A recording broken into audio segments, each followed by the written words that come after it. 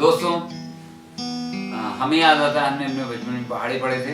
हमारे माता पिता ने बहुत मेहनत से हमें पहाड़े सिखाए जाते थे। पहाड़ों की आज भी उतनी महत्ता है, लेकिन बच्चों को पहाड़े याद कराना भी थोड़ा मुश्किल होता है। जैसा कि अब एक शिक्षा में नया एक ट्रेंड चला है कि अगर रोचक तरीके से शिक्षा दी जाए तो वो कहीं जल्दी समझ में आती है। तो बच्चों को पहाड़े सिखाने के लिए भी हमारे पास एक यंत्र, एक टूल है जो बच्चों को पहाड़े सिखा सकता है। एक मैथ्स का प्रोजेक्ट है जो ये बताता है कि पहाड़े कैसे होते हैं। देखिए, आइए ये इसको देखिए, आइए इसमें ये देखिए, ये एक टूल अगर आपको दिख रहा होगा, ये 20 का पहाड़ा, 20 एकम 20, 20 एकम 20, 20 दूनी 40, 20 तीन 60, 20 चौक 80, 20 पंजे 100, 20 छक 120। इस तरीके से ये पूरा पहाड़ा इनके अंदर समाया हुआ है। और चलिए आइए, आप 20 से नहीं, आइए 11 का पहाड़ा, आपको नहीं आता 11 का पहाड़ा पढ़ते, 11 कम 11, यहाँ पे 11 का पहाड़ा, ये नंबर बताता है किसका पहाड़ा है ये। और उसके बाद आगे शुरू करते 11 कम 11, 11 दूनी 22, 11 तीन 33, 11 चौक 44। इस तरीके से 11 का पहाड़ा, और 11 का नहीं, 12 का, 13 का, 14 का, 15 का, 16, 11 से लेकर 20 तक के पहाड़े इसमें समाये हुए हैं इस छोटे से आपके मैथ्स के प्रोजेक्ट में।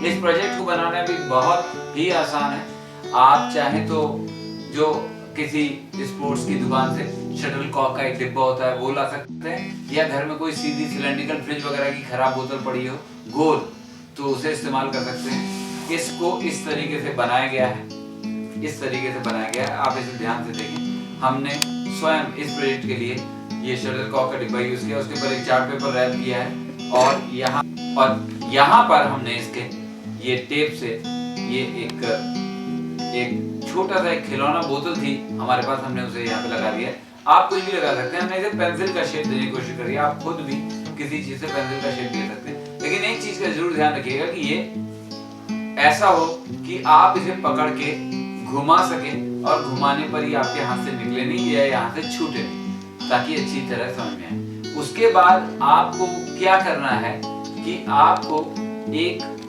चार्ट पेपर पर ऐसे ये गोले बनाने को लिए 11 गोले बनेंगे। गोले आप अपने हिसाब से बना सकते हैं। मेरी आपको राय है कि गोले बहुत अधिक बड़े ना हो और बहुत अधिक छोटे ना हो। बहुत अधिक बड़े होंगे तो आप बहुत सारे पहाड़े इसमें नहीं लिख सकते, क्योंकि फिर दूसरे नंबर भी इसमें समाने लगेंगे। और बहुत अधिक छोटे होंगे तो भी आप जब इसे घुमाएंगे तो सारे नंबर बिल्कुल उसमें फिट हो जाएंगे, ऐसा थोड़ा मुश्किल से होगा, उसकी अचूकता बढ़ जाएगी। उस हिसाब से आपको गोले बस इतने बड़े बनाने कि नंबर से थोड़े आगे वो निकले रहें। आपको ये चार्ट पेपर लगाने के बाद, और जो मैंने बताया, ऐसा करने के बाद आपको नंबर लिखने नहीं है, आपको इसे इसमें डालना है, इसको इसमें डालना है, और उसके बाद आपको इसके हिसाब से इन छेदों के अंदर नंबर लिखने हैं। इससे क्या होगा कि गलती की संभावना खत्म हो जाएगी, क्योंकि छेद में जो दिखेगा वही आप आगे दिखाएंगे। अगर आपने छेद में डालने से पहले नंबर लिख दिए तो आपकी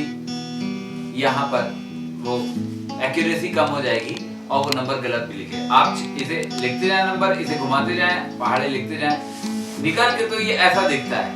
ऐसे में आपको यह अंदाजा लगाना मुश्किल होगा कि एक्चुअली ये क्या है, लेकिन इस छेद के अंदर जब आप देखेंगे तो ये पूरा पहाड़ा दिखता है, जैसा मैंने आपको दिखाया। तो ऐसे आप बच्चे को ये बता सकते हैं, बच्चे को पढ़ा सकते हैं, बच्चे को कह सकते हैं कि तुम ये पहाड़े पढ़ो, जरा देखते हैं कौन सा पहाड़ा तुम पढ़ती हो या कौन सा पहाड़ा तुम पढ़ते हो। तो दोनों स्थितियों में आप अपने बच्चे को पहाड़े बड़े आसानी से सिखा सकते हैं। एक एक पहाड़ा सिखाते जाइए, घुमाते जाइए, बच्चे को भी इसे देखने में मजा आएगा और उसे पहाड़े भी जल्दी याद हो जाएंगे। तो है ना आसानी दोस्तों आपके बच्चों के लिए। उम्मीद है आप इस प्रोजेक्ट को जरूर बनाएंगे। धन्यवाद।